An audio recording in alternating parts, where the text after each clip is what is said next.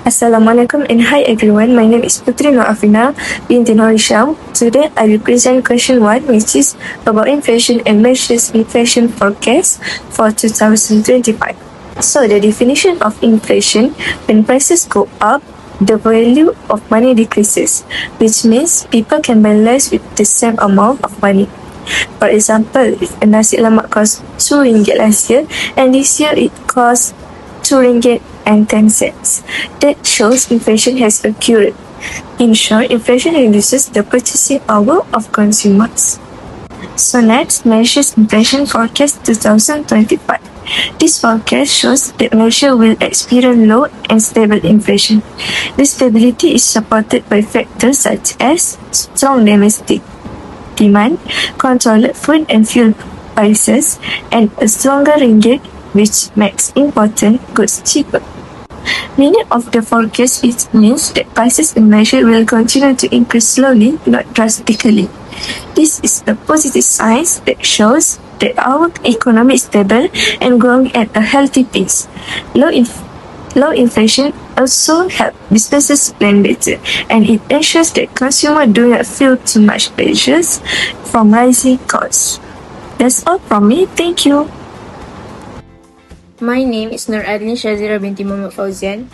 I will be taking part in answering question 2. Question 2. If inflation is expected to remain low, explain how this could influence Bank Negara Malaysia's decision to cut interest rates.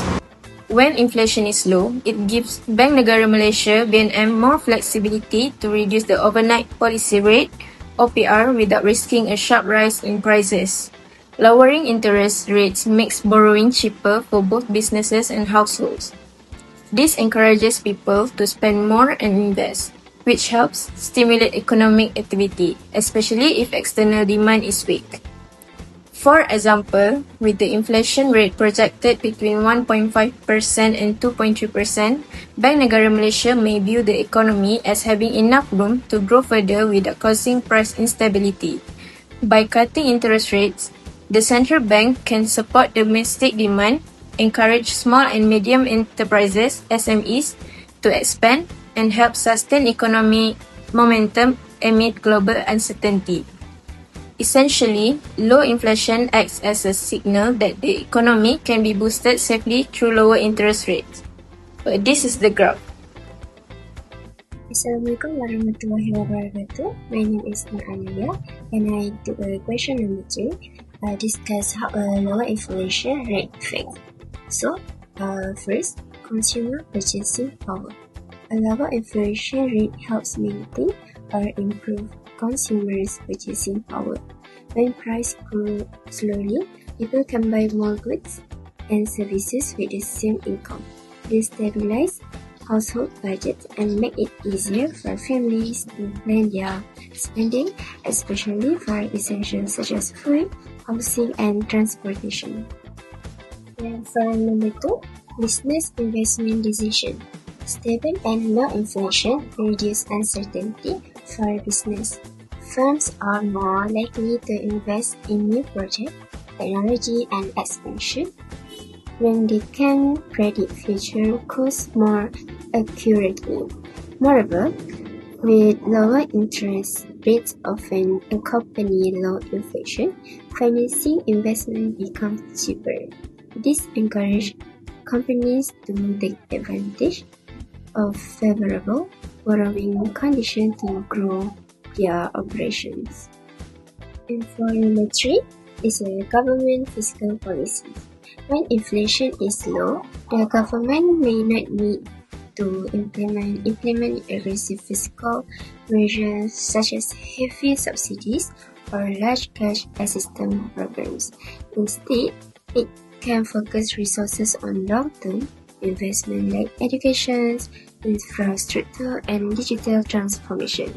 However, low inflation can also reduce government revenue growth from indirect tax, which may require careful budget management to maintain fiscal balance.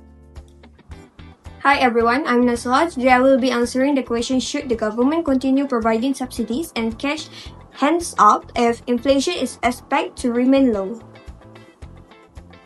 According to Bank Negara Malaysia, inflation in 2025 is expected to be between 1.5% and 2.3%, which shows that prices are quite stable. This makes us wonder, should the government still continue giving subsidies and cash hands out when inflation is low? In my opinion, the government should reduce these supports when prices are stable. In the short term, reducing subsidies can help the government save money and use it for more productive areas like education, healthcare, and job creation. Since inflation is low, people can manage their spending better without needing extra aid. In the long term, too many subsidies can make people too dependent on government help and can increase national debt. It also slows down productivity and innovation. However, I believe targeted subsidies should still be given to low-income groups to ensure fairness and help those who really need support. So overall, the government should gradually reduce broad subsidies but continue supporting vulnerable groups to keep the economy strong and sustainable in the long run. For the short term, I think the government should continue providing aid for now. This helps households manage the high cost of living and keeps domestic demand strong, which supports our economic growth. It also helps prevent sudden price shocks if subsidies are removed too early. Besides that, continuing aid also supports Bank Negara Malaysia's effort to maintain stability after cutting the OPR to 2.75%. In the long term, I think the government should not continue subsidies forever, but instead reduce them gradually. If subsidies go on for too long, it can strain the government's budget and reduce funds for other important areas. It can also make people too dependent on government support, which isn't good for productivity. Besides that, subsidies can distort market prices, causing an inflation use of resources. So, in the long run, the government should shift the targeted subsidies, focusing only on low-income groups who really need help. For my recommendation, I believe the government should take a balanced approach. In the short term, the government should continue providing aid to support households and keep the economy stable. But in the long term, subsidies should be gradually reduced and replaced with targeted support for those who really need it. At the same time, the government should focus more on education, job creation, and sustainability growth so people can become more independent and the economy can grow stronger in the future.